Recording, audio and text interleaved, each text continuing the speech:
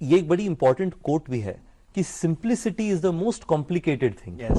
कि आप अगर कॉम्प्लिकेटेड चीजें खोजना चाहें तो बहुत आसान है, बट जो सिंपल चीजें खोजना बहुत मुश्किल है। हर इंसान को पता है कि इस देश में साफ सुथरे कमरे मिलना मुश्किल है, जो अच्छी क्वालिटी की एक्सपीरियंस हो।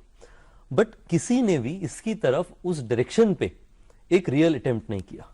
तो कई बार तो मैं अपने आप को लकी भी मानता हूं कि मेरे को ये अपॉर्चुनिटी मिली और मेरे को इतने अच्छे पार्टनर्स मिले जिन्होंने साथ में मिलकर मुझे सपोर्ट किया कि हम इस डायरेक्शन में चलेंगे। माननीय प्रधानमंत्री मोदी इनकरेज करते हैं यंगस्टर्स को कि वह जॉब क्रिएटर बने, लेकिन थोड़ा गाइड कीजिए व्यूअर्स को कि जॉब क्रिएटर कैसे बना जाए। एक बहुत ही इंपॉर्टेंट चीज होती है जॉब क्रिएटर के पर्सपेक्टिव से कि आज के दिन में हमारे जो नौजवान हैं, मैं आपको एक छोटी उदाहरण देता हूं।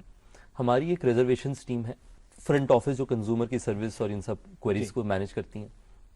तो आप इमेजिन करें अगर आप उन्हें 15 साल पहले उसी टीम में किसी को जाके पूछते कि आप जिंदगी में क्या बनना चाहते हैं, तो शायद जवाब आता कि मैं कॉर्पोरेट में काफी आगे जाना चाहता हूं, या जवाब होता सरकारी नौकरी मिल जाए, या ऐसी कोई चीज होती। आज जब मैं अपनी टीम से बात करता हूं, वो बोलते हैं कि मैं अब आगे चल के आपसे बड़ी कंपनी बनाऊंगा, है ना। तो आज के दिन में हमारे नौजवानों की सबसे पहले तो सबसे इंपॉर्टेंट चीज होती है जो एनर्जी और उसके साथ उत्साह कि मैं कुछ बड़ा करना चाहता हूं, वो बहुत ज्यादा है। और पेरेंट्स भी अडेप्ट कर रहे हैं बदलते बदलाव को। मुझे लगता है कि पेरेंट्स एक बहुत ही हेल्दी बैलेंस है। जैसे हमारे पेरेंट्स थे तो उन्हें समझाने में बहुत मेहनत लगी, ऐसी बहुत आसान नहीं था।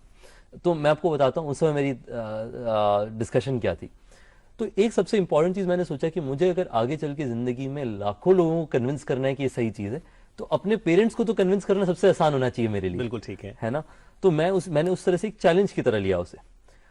मैंने अपने पेरेंट्स को जाके ये बताया कि देखिए मैं अभी 12वीं कक्षा से बाहर निकला हूं, बहुत लोग 1 साल का गैप ईयर लेते हैं। आप ये माने कि मेरा गैप ईयर है, अगर नहीं कुछ अच्छा कर पाता हूं तो मैं वापस कॉलेज चले जाऊंगा।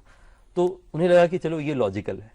But at the same time अच्छी बात क्या है, मैं आपको बताता हूं। जिस दिन प्रधानमंत्री मोदी ने डायस में खड़े होकर ये बोला कि मैं रितेश को सुन करके बहुत खुशी हुई, उस दिन मेरी माता जी का मेरे पास एक मैसेज आया, बहुत मतलब 1.5 साल के बाद में, कि मुझे इतना गर्व हो रहा है कि मैं आपको बता नहीं सकती, क्योंकि हम बहुत छोटी जगह से हेल करते हैं। तो हमारे लिए ऐसा है कि आज पेरेंट्स, पहले हम उड़ीसा के सदर्न पार्ट से थे, उड़ीसा आंध्र प्रदेश बॉर्डर से, बट अभी फैमिली हमारी भुवनेश्वर में रहती है और वहां पे हमारे घर से पास में कोयो का बोर्ड दिखाई देता है। अच्छा। तो उनके लिए वही बहुत बड़ी खुशी की बात है।